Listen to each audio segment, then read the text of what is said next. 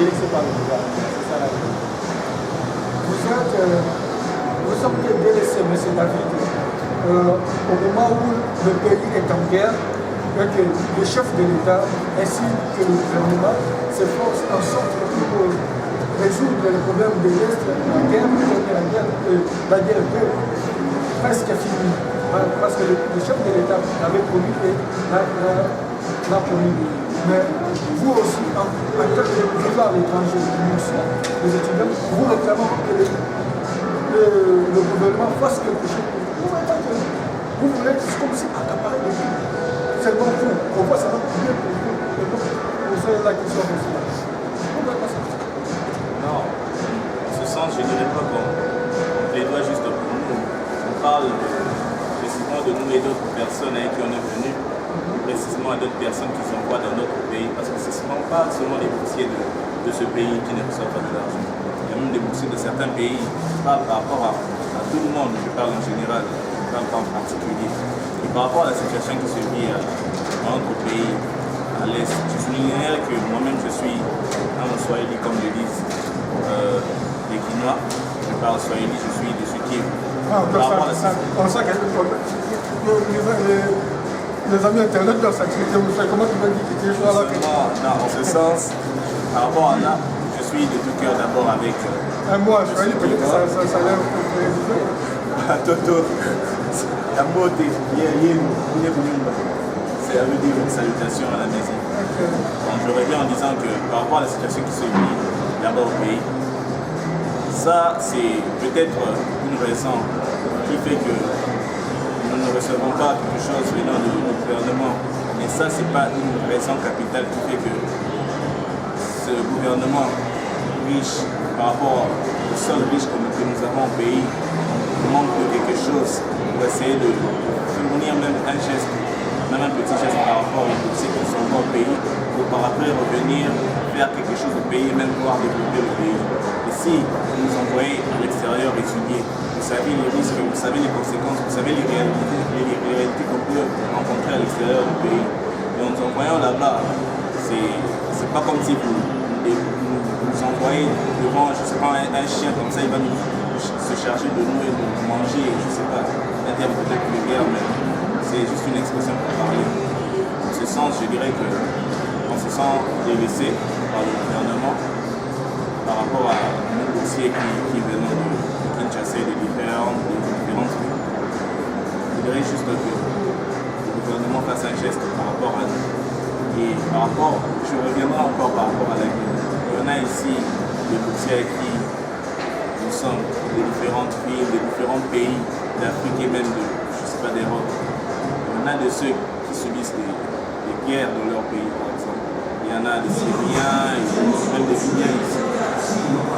Malgré les désastres qui se passent dans leur pays, malgré les guerres qui se passent dans leur pays, le gouvernement se rend compte de cette chose ici par rapport aux dossiers. Ils ont envoyé des gens à l'extérieur et qui, par après, reviennent dans leur pays et développer leur pays.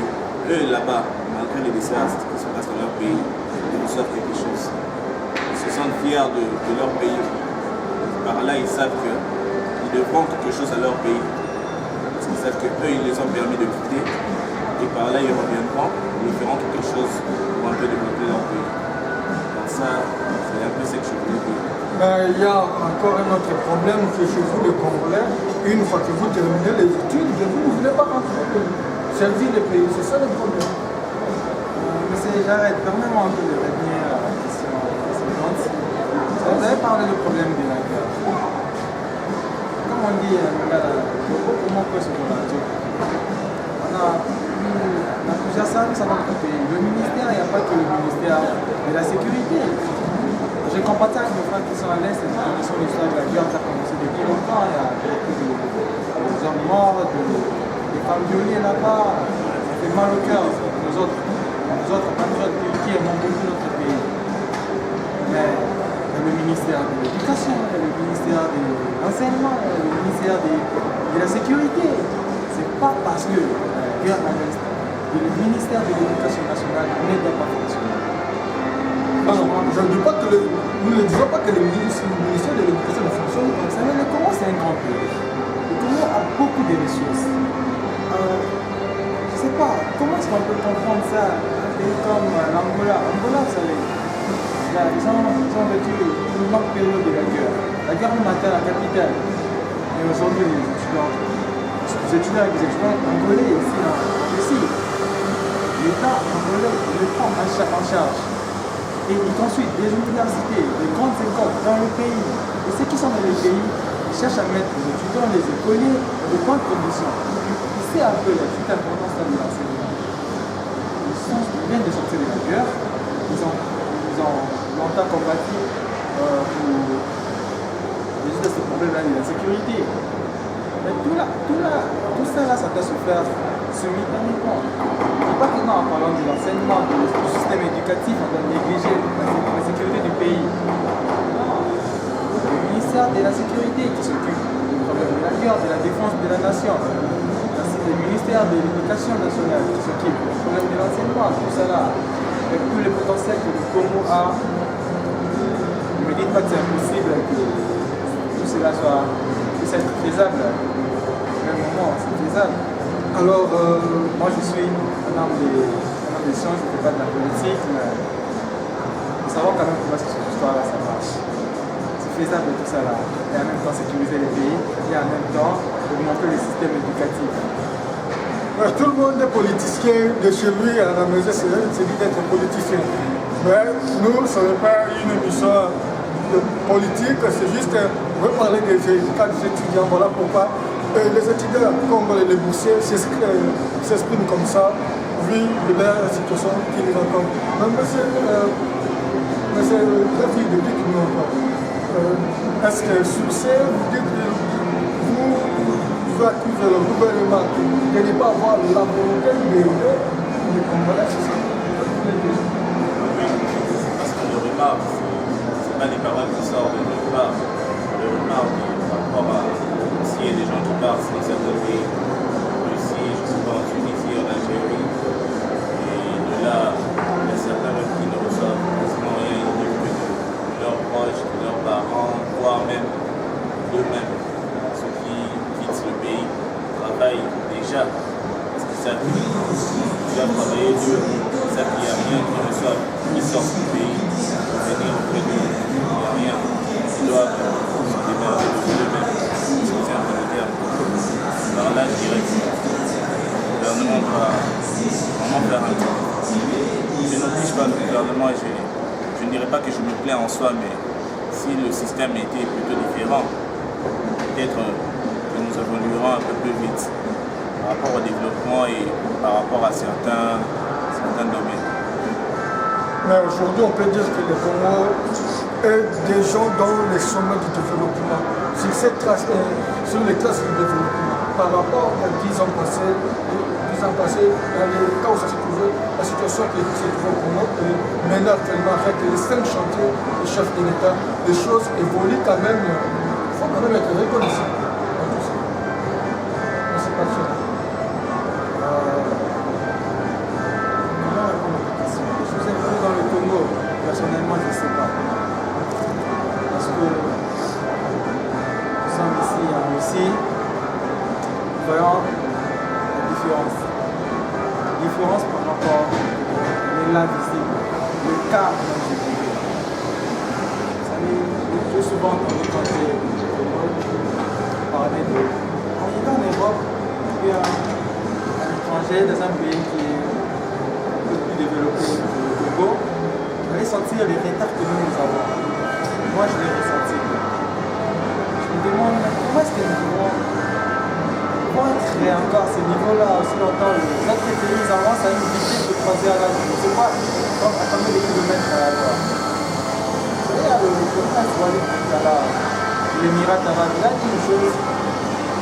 La vitesse à laquelle le monde avance actuellement, quel même nombre que si vous aussi vous avancez et que vous n'avancez pas assez rapide, sachez que vous reculez.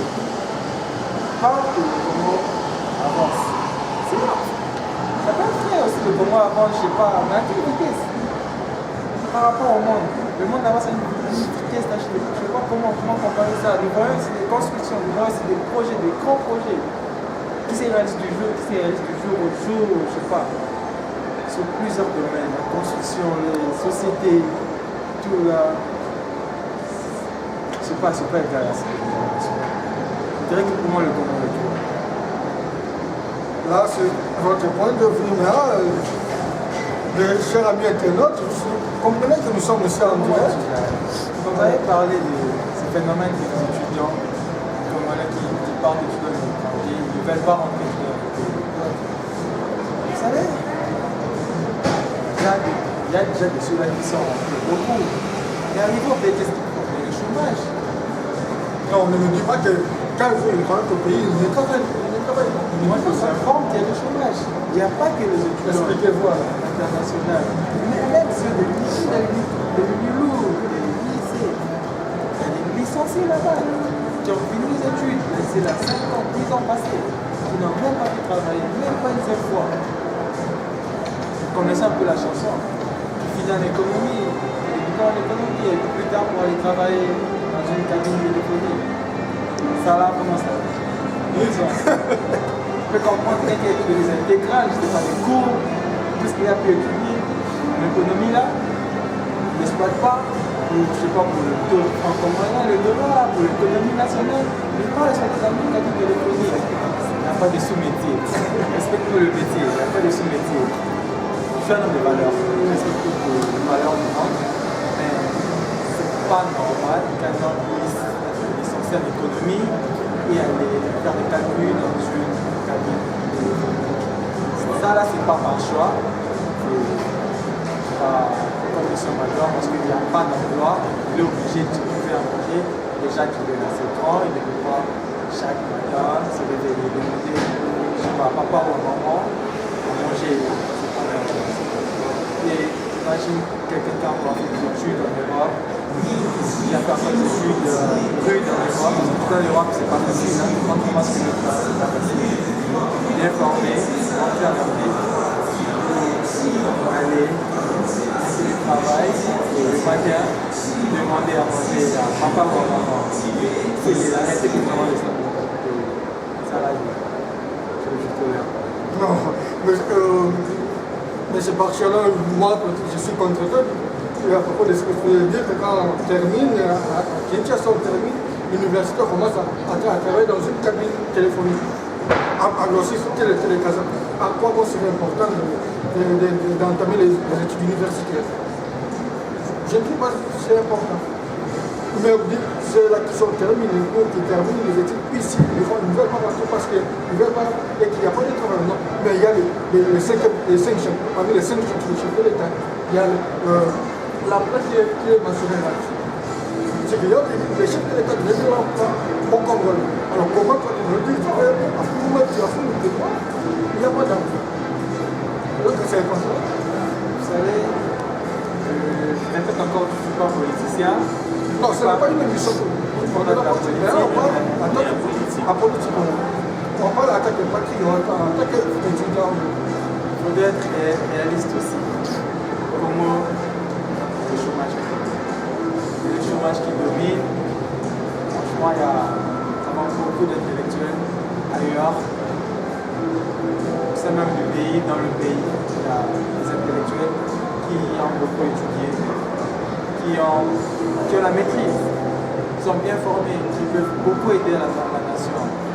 Mais le pays ne met pas de moyens pour pouvoir valoriser ces gens-là, pour pouvoir entamer un processus de développement réel. Je ne vois pas. Je vais vous donner un exemple comme ça. Les 5 chantiers, il n'y a pas des Chinois qui font le travail. Il y a aussi quelques maçons, des gens qui sont employés. Je dis que ça ne suffit pas. Parce que le Congo, c'est un grand pays. Il en faut plus que ça. Même en parlant du 5 chantiers, c'est un centre de construction minière qui c'est le voyant de construction ici qui emploie réellement les ouvriers. Il ne faut pas s'arrêter que sur ce niveau-là. En parlant du 5 chantiers, qu'est-ce que nous voyons? Nous voyons directement avec les routes. Il y a les logements. Dernièrement, j'ai suivi le chef de l'État, il y a la construction de logements pour les jeunes de la Sénélec. il y a les logements, il y a l'éducation, il y a l'emploi. Pour tout cela, parce que c'est la chose. C'est un chantier de Oui, vie. mais il y a tout ça, mais c'est à quel rythme ça va? Jusque-là, depuis, on a parlé de ça. On voit presque rien qui est connu. On essaie de voir même, je ne sais pas, il y a un phénomène, le Goldman Sachs, qui s'était passé à Kinshasa. On devait couvrir un certain truc pareil. Le toit est apparu, on sait, la découverte de le toit est apparu. Là, au moins, vous savez. Par rapport à ça, c'est un fait que j'ai vécu depuis le pays. Et en venant ici, les infrastructures en soi, je dirais que ça évolue, mais pas assez rapidement. Tout ça, c'est juste un rythme de développement qu'on est en train d'entamer. Il faudrait que ça change, il faudrait que ça aille un peu plus vite. On va essayer de ne pas être en arrière. Vous savez, par rapport à les villes, les situations de vie, Kinshasa ou je ne sais pas, dans plusieurs villes, il y a plus de le taux de chômage est vraiment en haut. Vraiment haut. Et par rapport à ça, il faudrait vraiment que le gouvernement fasse quelque chose. Il y en a même ceux qui travaillent qui sont même mal payés. C'est vraiment mal payés, ils sont en train de se dire à partir de ça comment je peux gérer mon foyer, à partir de ça comment je peux vivre, à partir de ça comment je peux envoyer mes enfants à l'école. Ce sont les situations que les parents vivent. Comment c'est une réalité. À partir de ça, si il y avait au moins des écoles en plus qui permettent aux gens qui sont analphabètes ou qui n'étudient pas d'entrer à l'école et de se cultiver et par après développer leur pays, serait mieux. S'il y avait plus d'entreprises, s'il y avait moins de chômage, est-ce que nous serions là où nous sommes? Je ne pense pas.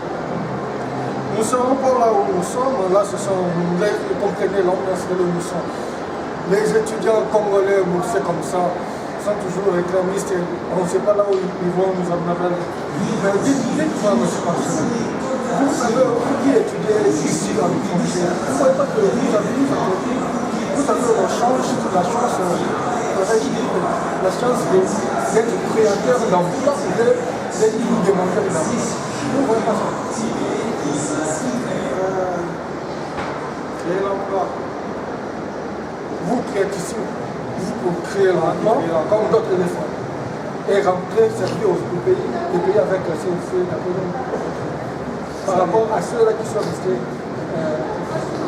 Vous savez, nous ne sommes pas des investisseurs. On ne va pas rentrer au Congo avec des millions. Encore moins des milliards pour créer l'emploi. Nous allons rentrer au Congo avec le bagage intellectuel que nous allons recevoir ici. On va créer l'emploi. Nous pourrons certes créer l'emploi, mais bien avec le gouvernement. On a des idées et le gouvernement va mettre des moyens en œuvre. Le projet pourra commencer. Parce que moi je dirais que c'est la manière dont nous on peut créer l'emploi. Il y a nos frères, on connaît nos frères qui sont venus en Europe plutôt que nous. Ils ont pu envoyer des bus, Kinshasa, des licenciés, toute cette histoire-là que ça marche. On dirait qu'ils ont créé de l'emploi. Oui, ce sont des choses en moyen. Ça facilite déjà le transport. Oui, bien sûr, ça facilite le transport au Congo énormément parce que sans ces bus-là, je me demande comment est-ce que les gens qui vont Tchango, Moudi, les trajets très longs comme ça pour aller, je sais pas, les gens doivent aller Gombe, le centre, c'est difficile. Mais quel impact ça a réellement sur l'économie de la nation? Tu vois, c'est plus à titre personnel, la personne elle bénéficie plus lui-même, mais l'État ne bénéficie pas grande chose de ça. Ça n'a pas vraiment un impact réel sur l'économie de la nation. Contrairement, je donne un exemple que j'ai reçu de mon grand-père qui avait postulé à la députation, mais il n'a pas eu la chance de il avait des idées là vraiment encouragées. On a parlé d'un projet de créer une usine de recyclage. Oui, ce projet-là. On crée une usine de recyclage de débris plastiques, sachets, tout ce qui est en plastique là. Vous savez, actuellement, Kinshasa est la capitale la plus importante du monde. là, c'est vous qui Je dis pas ça là, je dis pas ça là pour me moquer. Non, là, c'est vous qui les dites. Si on regarde avec la beauté, Mystère par pitié. On connaît tous la chose. Non. Qui la belle s'est transformé en qui la poupée. non, je te mets dans la bouche. Parce que si on regarde la beauté, la nouvelle robe qu'a vêtue la fille de Kinshasa aujourd'hui, on ne peut pas dire que Kinshasa est devenu personne. Vous savez qui ne sait quoi? Qui ne sait pas le boulevard Lumumba, qui ne sait pas le boulevard Franjois, Kingabo aussi c'est tout. Bien sûr, Mombele aussi c'est qui? bien sûr. Yolo c'est qui? Pantal c'est qui? Tous ces endroits-là c'est qui? Et la ville de Kinshasa c'est vêtu d'une nouvelle robe. Si vous allez le changer, vous voyez. Il ne faut pas voir que les changer, il y a beaucoup d'endroits qui font se promener. Il y a Tchambo, il faut entrer. Tchambo, pas seulement sur le pouvoir, pas entrer dans les rues, tu verras. Malheureusement, je Mais suis il y a des choses qui sont de ce côté-là. Vous savez, après cette usine-là, premièrement, on employait là des chimistes qui vont travailler là-bas. On va employer des économistes. Pour la réalisation du projet, pour créer l'usine, on va employer des ingénieurs, des architectes, des maçons. Ça là, les gens très bien. On aura des gens qui vont travailler comme les journalistes. Par exemple, s'il faut s'en charger d'amener le débris à l'usine, on peut employer des gens. Supposez qu'en 30 kilos de sachets à 5 dollars.